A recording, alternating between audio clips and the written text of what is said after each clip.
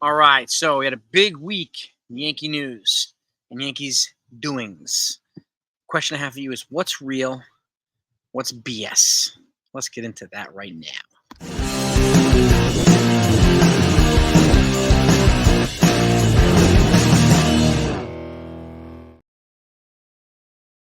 All right, gang, what's going on, everybody? I hope you're getting ready for a great weekend. I hope you had a great week.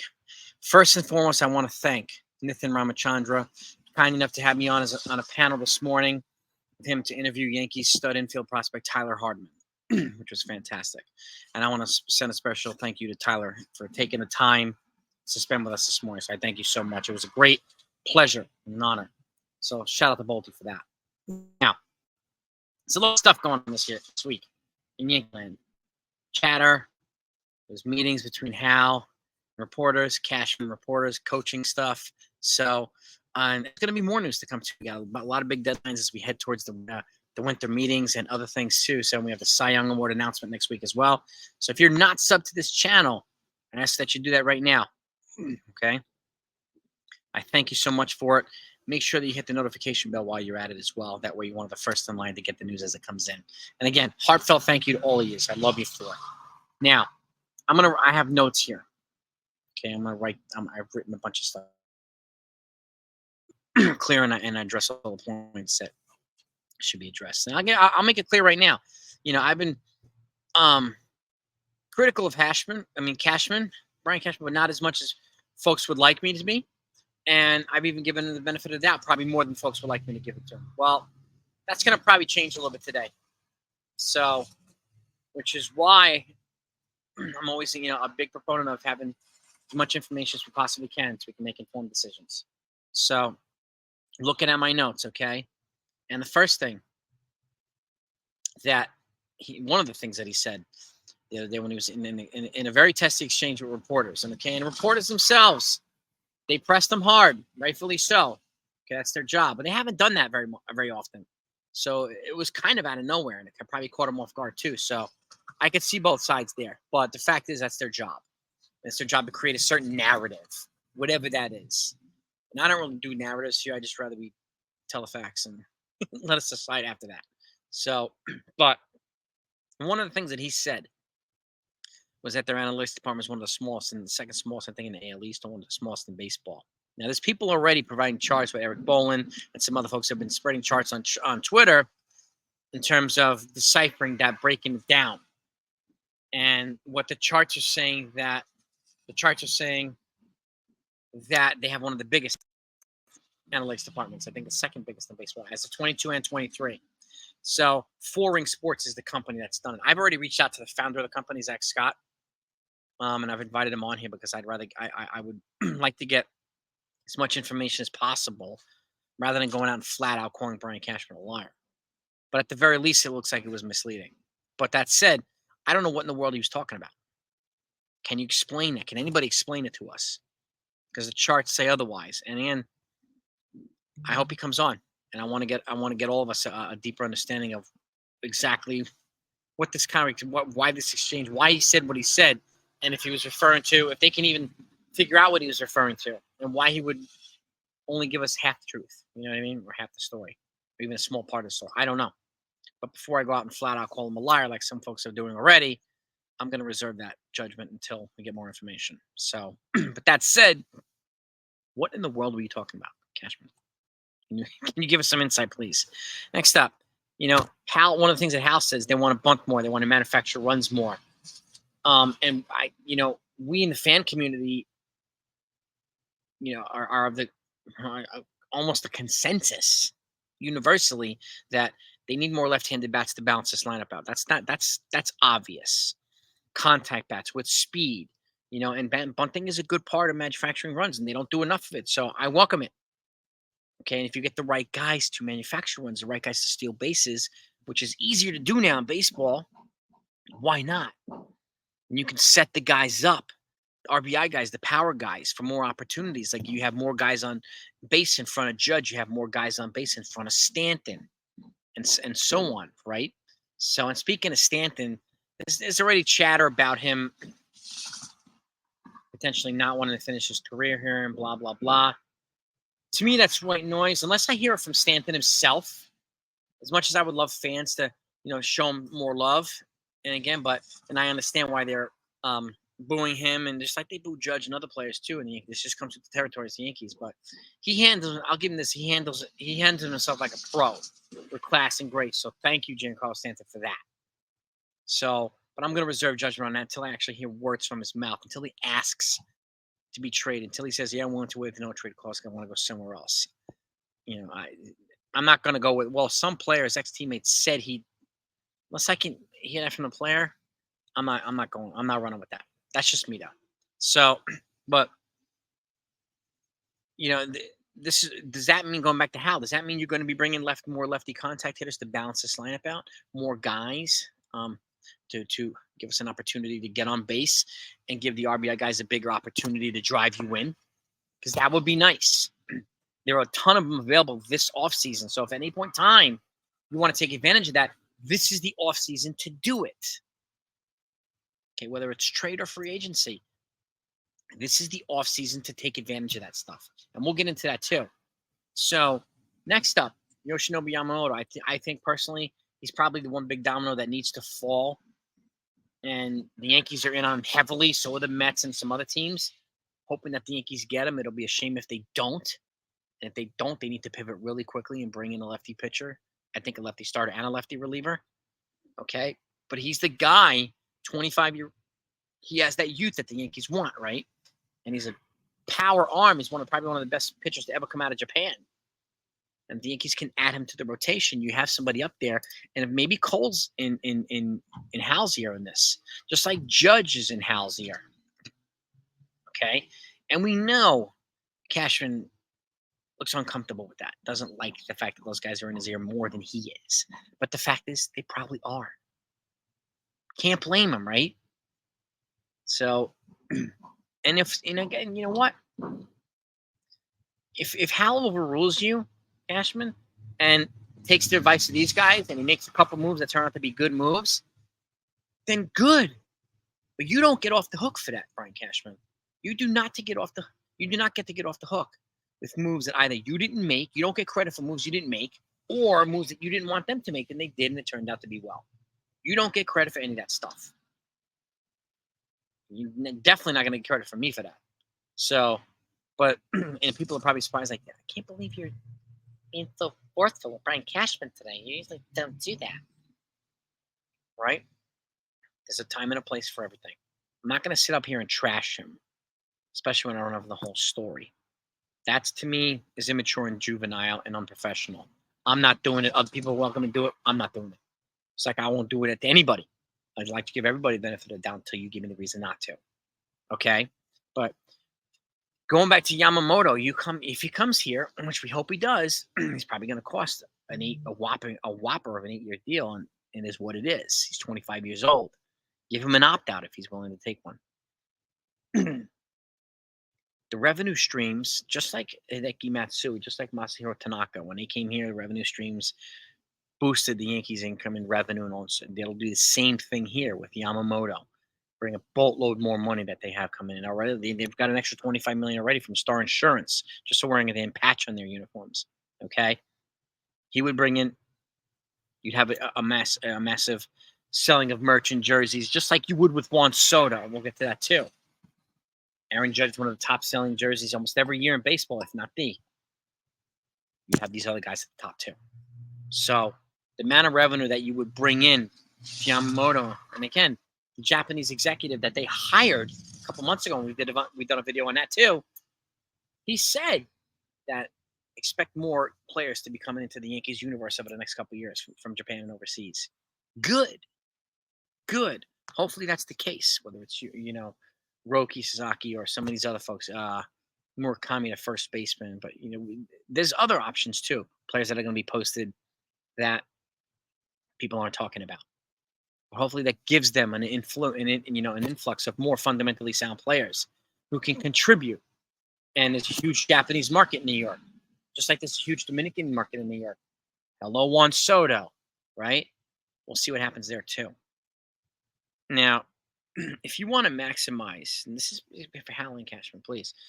If you want to maximize the prime windows for Judge and Cole, now's the time to do it. And if you're not going to do it with Soto and Bellinger, if you're afraid that they're going to tie you up financially for a decade, then you need to pivot really quickly to get guys like Brendan Donovan, who we know is available from the Cardinals. They've also shown interest in Alec Burleson, who's another guy who has Cody Bellinger type versatility for the infield and outfield, but instead of being a whopper of a contract, he's got 5 years of team control in front of him, just like Donovan has 4. So there's your opportunity right there. And guess what? Just like you have 3 Major League ready starters that you can offer to the Padres for Juan Soto, those guys are dicking around, then offer some of those guys to the Cardinals and get both of these guys. Okay? They're young players. You get an influx of youth. You did say you wanted to get younger, right? Cashman did say he wanted to get more left-handed, 2 left-handed outfielders. Well, there you go. You have them. This is a mission accomplished in one trade. Okay? Can the Yankees pull it off? Yes. Will they? I have no idea. Just like the Soto thing. Can they pull it off? Yes. Will they? No idea. It also depends on what San Diego, if they're going to continue to play games too. Because now we're hearing that they might want to wait until the trade deadline, which doesn't make any sense to me because it doesn't look like they're going to be better than they were this past year. And they've already disappointed this past year. And they're going to probably most likely lose Hader. They're going to lose Snell, right? But why would you wait until the trade deadline where you're going to get even less value for Juan Soto? So I don't understand that. So, and again, why would you also, if you feel like you're going to be competing, why would you trade away a guy there's nobody better in baseball that would help your team compete than Juan Soto at this point? And you're going to get rid of him at the trade deadline? Just get rid of him now. That logic it just defies me. Maybe you folks can explain. Okay. It's crazy. It really, really is crazy. But continuing on, if San Diego decides to put the screws and says, all right, here's what we want, and the Yankees say, okay, here goes, and then all of a sudden they want a new player, and the Yankees go, okay, all of a sudden they want a new player. At what point do the Yankees pivot and say, well, this is what we're going to got for Soto. If you're not going to accept this, if you're going to keep playing games with us, we're going to pivot and get multiple guys here. And the question for Hal is, do you trust Cashman enough to do that? Do you trust Cashman enough to do it? Right? We don't know. A lot of fans don't. So, but do you? And again, you and Cashman, you guys are the hierarchy here. You guys are the top brass. You guys are decision makers. But sounds like you have some players have your ear now more than Cashman does. Maybe you've stripped him of some power. Maybe he doesn't like that. We can't confirm that, but it certainly looks that way. All right. But if San Diego, again, if they start screwing around, are you going to say, you know what? If you become a free agent, we'll talk to you then. Forget Prella. Forget you. Right? We're going to go get Brendan Donovan. We're going to go get Jimmer Candelaria. We're going to go get, a couple other guys. Okay? And Kevin Kiermaier. When these guys won't tie them up for a decade. You can get some of these guys on 2-year, 3-year deals. Maybe Kiermaier on a 1-2. Candelaria on a 2-3. Brendan Donovan. Got the infield and outfield versatility. He's got 4 years of control left. You can add a Burleson to that. He's got 5 years of control. You just addressed multiple holes instead of waiting for Soto. And the fact is, if you wait for Soto and you miss out on Bellinger, then what are you going to do then? You have no choice. You got to go get volume. So decision has to be made quickly, man, and decisively. We can't be dicking around here. And a lot of fans think you guys are dicking around. Think you guys are incompetent or don't care or whatever. This is just a fact. So again, going back to Soto, if you plan on waiting for Soto in free agency and you're going to also pass on Bellinger because he's likely going to be expensive. He's going to definitely be expensive, but a lot of half and half. I think people are not sold on Bellinger's ability to stay healthy and produce for the life of the contract at comparable value. We just don't know. The portrait of consistency and health and production is not there like it is with Soto, which is why a lot of people are pining for Soto, including myself. He's a generational player. He's the guy to go get. But if you don't do it, Make a multiplayer trade, please, with the Cardinals. We know these Yankees have shown interest. We know that some of these guys are available, and you guys have the pitching to give them. You can execute a trade here, guys. Okay, and if you don't do Soto Bellinger, like I said, Donovan, Candelario, Kiermaier, Jung Hoo Lee, I didn't even mention. He could be a good leadoff hitter. He's known to put the ball in play. He's got speed. He's an accurate defender in the outfield. He's a fundamentally sound player. He's a low strikeout, okay, high on base percentage guy. And just like the Japanese pitchers, like a guy like Shota Imanaga becomes an option if Yamamoto's not an option. If they somehow don't get Yamamoto, and that's a damn shame, I would be pivoting quickly to Imanaga, who would cost probably half the price. He would be less than Mounty. He would be less than Snell. He'd be less than Nola. And he's got good strikeout numbers and a ridiculously low walk rate. He's got good control from the left-handed side. He's basically the lefty ace of Japan. Yamamoto's the righty ace. He's the lefty one. And then you have Yuki Matsui for a reliever, too. That you want to address the closer role? Well, here's an opportunity to do that, too. You can get both of these guys. Okay? Well, we'll see what these guys do. I mean, really. I mean, and again, this is the offseason to capitalize on this. If you're not going to do Soto and Bellinger, this is the offseason where you can get multiple impact players here at the same time and not tie your finances up for the future for a decade. So please, let cooler heads prevail here. Please do this. You folks acknowledge yourself that you need to address outfield and on the lefty side and pitching. This is your opportunity to put your money where your mouth is, to do what you say you're going to do. Like I said, I don't really care what you guys say in these press conferences, okay? What you do matters more because it gives us an idea of whether you mean what you said or whether you're full of crap. That's why I'm asking here, what's real, what's BS? What's real are the needs that we know you have and the needs that you've acknowledged you have. What's BS is if you don't execute the moves to address these needs. That's BS. And fans would have every right to call you guys out on it. So there's that. Lastly, if Hal, let's just say a scenario here, if Hal, and this is directly to Cashman too, if Hal overrules you, listens to Judge and Cole, and get some good ideas, and he's able to execute a move or two, and they wind up working, it turns out, and they help the team. Like I said before, you do not get to take credit for any of that stuff. You don't. That also doesn't get you off the hook. Okay?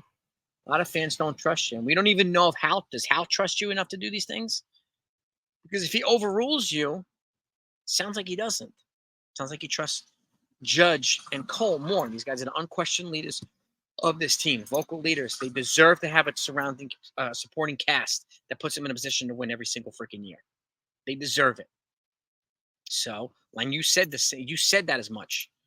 Okay, Hal, they deserve better. The fans deserve better. Well, this is an opportunity again to put your money where your mouth is. And these are the questions I have. These are the statements I have for Hal and Cashman. And people are probably surprised that I'm being this direct with Hal and Cashman because I have a lot of people accusing me of being a Cashman defender, Cashman chill, and blah, blah, blah. Just because and I'll say this again, just because I don't trash him every day like some other people do, doesn't make me a Cashman defender. I like to know what I'm talking about and have enough information as possible before I even go down that road. What we saw this week gives us more information, okay, to call some things out, to question some things, put them in a position to prove us wrong. And if they don't, you got every right to call them out. Every freaking right. But I want to know what you folks think. Again, load up the comments. Let's talk about this. Okay? And I have a bunch of content creators, part of the 161 family, coming on tonight. We're going to talk about this. I want them to give their feedback. We'll get into this. We'll have agreements. We'll disagree. But we're going to lay all the cards out on the table again tonight. So if you're around, come join us at 10 p.m. Eastern. Looking forward to it very much. Peace and love to all of you. I'll see you on the other side.